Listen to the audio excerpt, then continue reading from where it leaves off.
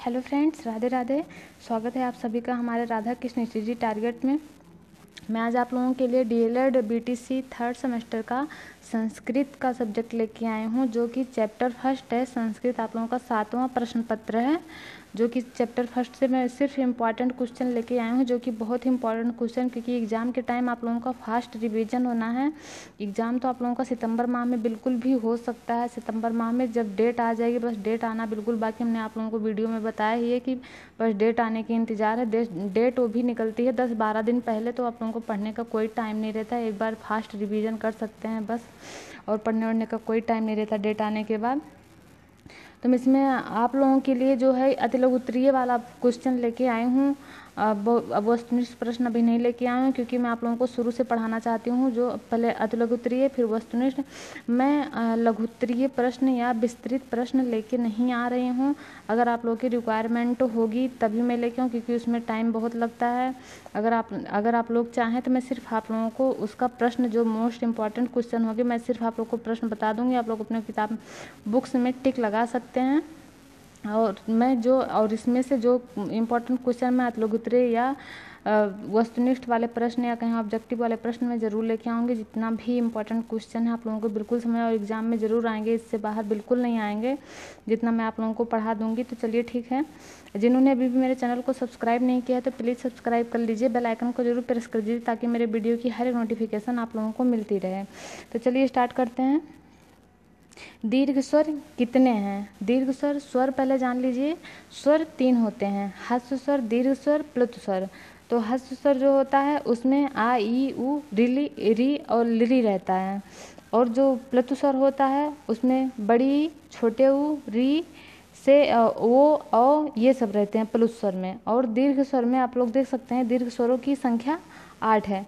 इसमें आप लोग गिन सकते हैं 1 2 3 4 5 6 7 8। दीर्घ स्वरों की संख्या 8 है। और जिसमें बड़ा, बड़ी, बड़ेऊ, री, ए, ओ, औ, ये बिल्कुल भी मोस्ट इंपॉर्टेंट क्वेश्चन एग्जाम में आ सकता है। मैं ज़्यादा टाइम वेस्ट नहीं करूँगी बीच में बोल के, तो आप लोग बिल्कुल भी पढ़ते रहिए। सारे क्वेश्चन मोस्ट इंपॉर्टेंट है, हमने बता दिया आप लोगों को। चलिए नेक्स्ट क्वेश्चन की तरफ चलते हैं। अनुस्वार तथा अनुनासिक का एक एक उदाहरण दीजिए। अनुस्वार जो सिर्फ स्वर से निकलते हैं, अनुस्वार वो होता है, और अनुनासिक जो नाक का सहारा लेके बोला जाता है उसे अनुनासिक शब्द कहते हैं। धर्मम प्लस चर, इसका ये संधि विच्छेद दिया, धर्मम प्लस चर बराबर धर्मचर। देखिए आप लोग धर्मचर बोल के देखिए, धर्मचर सिर्फ मुख से निकल रहा है। और अनुनासिक दिग प्लस नाथ है, दिगन्नाथ है। दिगन्नाथ आप लोग बोलते हैं, देखिए नाक का सहारा लेना पड़ता है, उसे अनुनासिक कहते हैं।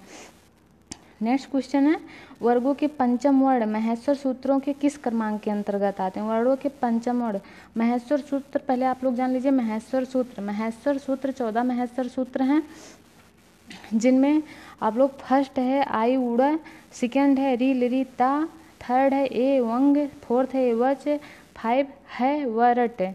आप लोग को अगर याद ना हो महेश्वर सूत्र तो आप लोग बिल्कुल भी याद कर लीजिए एग्जाम में। और ये बिल्कुल ध्यान रखिए एग्जाम में ये जरूर वस्तुनिष्ठ ऑब्जेक्टिव जो क्वेश्चन आता है उसमें जरूर पूछा जाए महेश्वर सूत्रों की संख्या कितनी होती है, तो इतना आप लोग याद रखिए। महेश्वर सूत्र 14 महेश्वर सूत्र हैं, जिसमें जो 5वां नंबर का है उसमें 5 वर्ड रहते हैं, हा, या, वा, रा, ट। तो वो 5वां वर्ड आप लोग देखिए पूछा है वर्गों के पंचम वर्ण महसूस किस क्रमांक में, तो उसका 5 क्रमांक जो रहता है उसमें हा, या, वा, रा, ट 5 सूत्र हैं। तो उसका वर्ग के पंचम वर्ण महसूस सूत्र के आंतिक क्रमांक के अंतर्गत आते हैं, तो वो है हा, या, वा, रा, ट। चलिए चलते हैं नेक्स्ट क्वेश्चन की तरफ। प्रत्याहार किसे कहते हैं? किसी एक प्रत्याहार को सोदाहरण समझाइए। महेश्वर सूत्रों में जो 14 प्रत्याहार सूत्र हैं उन्हीं को संक्षेप में करने के लिए प्रत्याहार का प्रयोग किया गया है। 14 महेश्वर सूत्रों से 42 प्रत्याहार निर्गत हुए हैं। आप लोग देख सकते हैं 14 महेश्वर सूत्रों से 42 प्रत्याहार निर्मित हुए। प्रत्याहार में आने वाले वर्ड हैं आ, ई, उ, री, लिरिक। ये भी बहुत ही मोस्ट इंपॉर्टेंट क्वेश्चन है, आप लोग इसे बिल्कुल भी याद रखिएगा। चलते हैं हम लोग नेक्स्ट क्वेश्चन की तरफ। सभी क्वेश्चन मोस्ट इंपॉर्टेंट हैं। बलिम याचते वसुधाम में बलि कर्म संज्ञा विधायक सूत्र लिखिए। बलिम याचते वसुधाम में बलि कर्म संज्ञा विधायक सूत्र लिखे। धरती पर बल ही पूजनीय है। जिस प्रकार चींटी अपने बल के द्वारा कार्य करती है तो यह कर्म संज्ञा विधायक सूत्र में आता है। आप लोग इसका सूत्र यहाँ पे देख सकते हैं, सूत्र बनाए। इस पृथ्वी पर कर्म है पूज्य है। इस पृथ्वी पर कर्म ही पूज्य है। कैसे है? गीता में लिखा गया है कर्मण्यमाधिकारस्ते मा फलेषु कदाचन। तो आप लोग देख सकते हैं यहाँ पे कर्म ही पूज्य है। नेक्स्ट क्वेश्चन है, निम्नलिखित शब्दों के नाम संस्कृत में लिखिए। ये बहुत ही इंपॉर्टेंट, मोस्ट इम्पॉर्टेंट क्वेश्चन है जो हमेशा एग्जाम में ज़रूर आएगा आप लोगों का, चाहे 1 नंबर का, चाहे अगर इसमें से कई दे दिए तो ये फिर लघुत्तरीय में हो जाएगा। अगर 1-2 दिएंगे तो अति लघुत्तरीय में हो जाएगा। जिसमें से सभी मोस्ट इम्पॉर्टेंट शब्द इसमें दिए गए हैं। परवल का कुलकम, बैल का वृषभा, मिर्च का मरीचिका, हंस का मराला, हाथी का हस्ती, कबूतर का कपोता, केला का कदली फलम और लाल का रक्ता। चलते हैं नेक्स्ट क्वेश्चन की तरफ।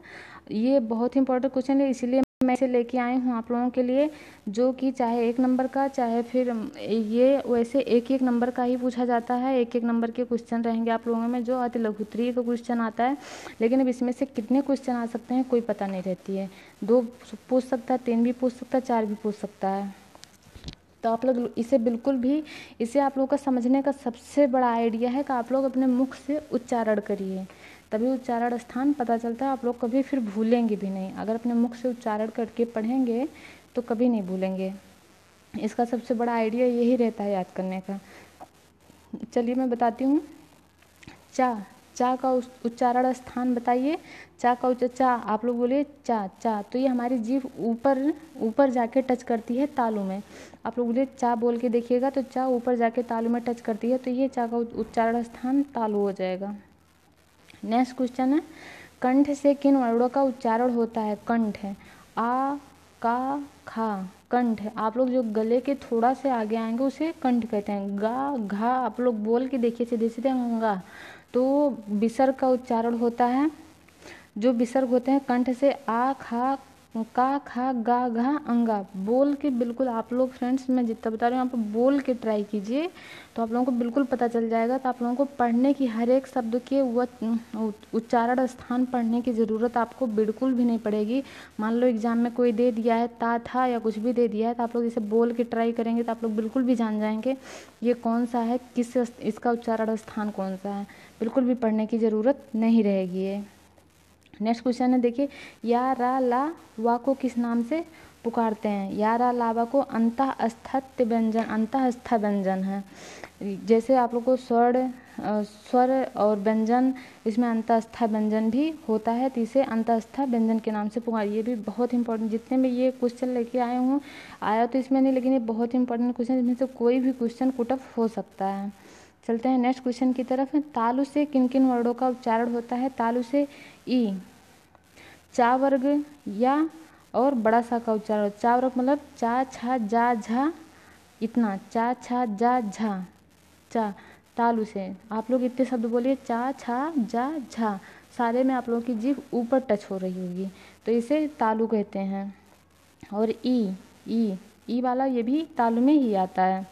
चलते हैं नेक्स्ट क्वेश्चन है, ता और था का उच्चारण किस स्थान से होता है? ता और था का उच्चारण दंत। आप लोग ता बोलिए, था बोलिए, आप लोग की जीभ जो है आप लोग देखिएगा दांत में टच करती है।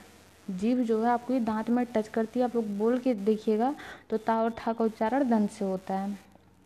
बड़ा सा का उच्चारण किस वर्ग के उच्चारण से? बड़ा सा का आप लोग बड़ा सा ऐसे नहीं बोला जाता, शा ऐसे बोला जाता है, सा का उच्चारण चा वर्ग से उच्चारण से मिलता है। चा वर्ग आप लोग देख सकते हैं कि चा वर्ग का उच्चारण जो तालु से होता है शा। ऊपर की जीभ टच, ऊपर जीभ आपकी उल्टी हो जाती है, हल्की हल्की उलट जाती है पीछे की तरफ, तब आपका उच्चारण होता है। मैं आप लोगों को बोलूँ जितनी ही आप लोग मतलब वर्ड को सही से पढ़ने की कोशिश करेंगे, बिल्कुल उसका जो पढ़ने का सही तरीका है, अगर उस तरह से पढ़ने की कोशिश करेंगे तो आप लोगों को ये उच्चारण स्थान बिल्कुल भी नहीं याद करने पड़ेंगे। सिर्फ बोल के आप लोग समझ सकते हैं, एग्जाम में बोल के अपना आंसर दे सकते हैं, बोल के समझ जाएंगे कि कौन सा उच्चारण स्थान है इसका। खट्टी सा का उच्चारण स्थान, खट्टी सा का उच्चारण स्थान मूर्धा है। सा का उच्चारण, जो सा का उच्चारण था वही भी खटी श का होता है, वो भी श बोला जाता है, श होता है। चलिए नेक्स्ट क्वेश्चन है, सा का उच्चारण था सीधे सीधे सा बोला जाता है, सा मतलब देखिए आप लोग दंत में टच हो रहा है, सीधे सीधे मुख से बोला जाता है, सीधे सीधे, जीभ उल्टी पुल्टी नहीं होती है इसमें। तो चलते हैं नेक्स्ट क्वेश्चन की तरफ। जस प्रत्याहार के अंतर्गत आने वाले वर्ड बताइए। जा, बा, गा, डा, दा वर्ड जस प्रत्याहार के अंतर्गत आते हैं। नेक्स्ट क्वेश्चन है, इक से क्या समझते हैं। इक से आशय है ई उ री लिरी वर्ड समूह। इक से आशय है, वैसे भी ये वाला क्वेश्चन बहुत ही इंपॉर्टेंट नहीं है, लेकिन आ सकता है आप लोग एक बार अगर निगाह में देखे रहेंगे तो ज़रूर कुछ न कुछ तो ज़रूर लिखेंगे एग्जाम में। तो एक बार देखिए, बहुत ही इंपॉर्टेंट क्वेश्चन ये नहीं है, लेकिन एग्जाम में आ सकता है ये भी। एंग और यच में क्या अंतर है। एंग ए ओ वर्ड है और यच ए ओ ए ओ वर्ड है। इस दोनों में ये, इसमें ए ओ वर्ड है और इसमें ए ओ वर्ड भी शामिल है, दोनों में यही अंतर है। तो फ्रेंड्स आज के लिए बस इतना ही। मैं आप लोगों के लिए नेक्स्ट जो इम्पोर्टेंट क्वेश्चन होंगे, अब मैं अगर आप लोगों की अकॉर्डिंग आप लोगों की रिक्वायरमेंट रहेगी लघुत्तरीय क्वेश्चन लाने के लिए या फिर सिर्फ क्वेश्चन बताने के लिए, तो मैं लेके आऊँगी, नहीं तो फिर मैं ऑब्जेक्टिव टाइप क्वेश्चन लेके आऊँगी जो कि सभी इम्पॉर्टेंट क्वेश्चन रहेंगे। फ्रेंड्स जैसे भी होगा आप लोग कमेंट में ज़रूर बताइएगा कि आप लोगों को लघुत्तरीय क्वेश्चन भी चाहिए या फिर मैं ऑब्जेक्टिव क्वेश्चन फिर जो इम्पोर्टेंट हो लेके आऊँ, क्योंकि सब्जेक्ट बहुत जल्दी फिनिश करना है क्योंकि एग्ज़ाम सितंबर में कब डेट आ जाए कब नहीं कोई कुछ पता नहीं कितनी जगह, क्योंकि 10 दिन पहले ही डेट आ जाती है आप लोगों की। तो फ्रेंड्स आज के लिए बस इतना ही। अगर वीडियो पसंद आई तो वीडियो को लाइक सब्सक्राइब और शेयर ज़रूर करिएगा फ्रेंड्स। तो चलते हैं, राधे राधे।